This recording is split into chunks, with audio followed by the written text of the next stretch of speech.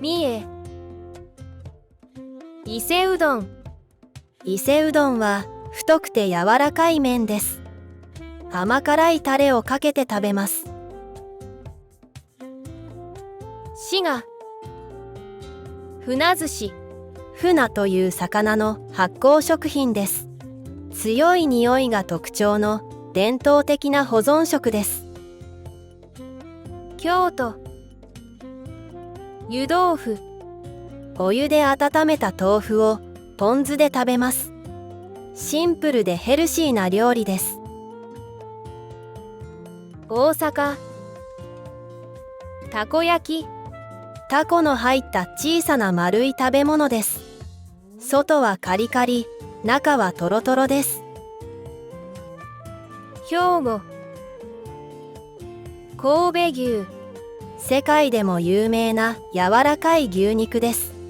ステーキや焼肉で楽しめます。奈良。柿の葉寿司。サバと酢飯を柿の葉で包んだ押し寿司です。柿の葉の香りがよく、風味豊かな味わいです。和歌山。梅干し。和歌山県は日本一の梅の産地です。塩漬けにした酸っぱい梅干しが有名です。鳥取。梨。鳥取県では大きくて甘い梨が有名です。みずみずしい食感が楽しめます。島根。出雲そば。殻付きのそば粉で作ったそばです。栄養価が高く、風味と食感の良いそばです。岡山。きびだんご。もちもちした甘い岡山名物のお菓子です。桃太郎の物語に出てくることで有名です。広島。広島焼き。焼きそばを入れた広島風お好み焼きです。薄い生地にキャベツを重ねて焼きます。山口。フグ。高級な魚、フグを使った料理が有名です。刺身や鍋で食べられます。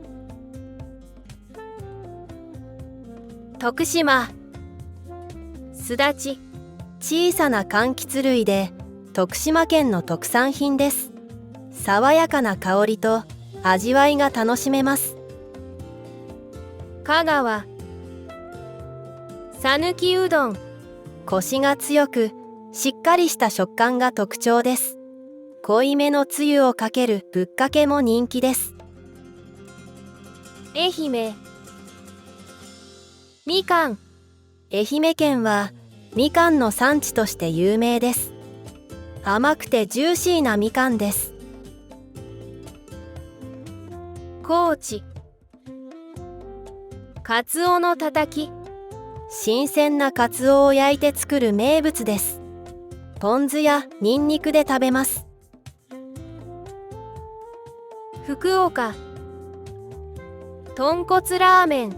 濃厚な豚骨スープが特徴のラーメンです。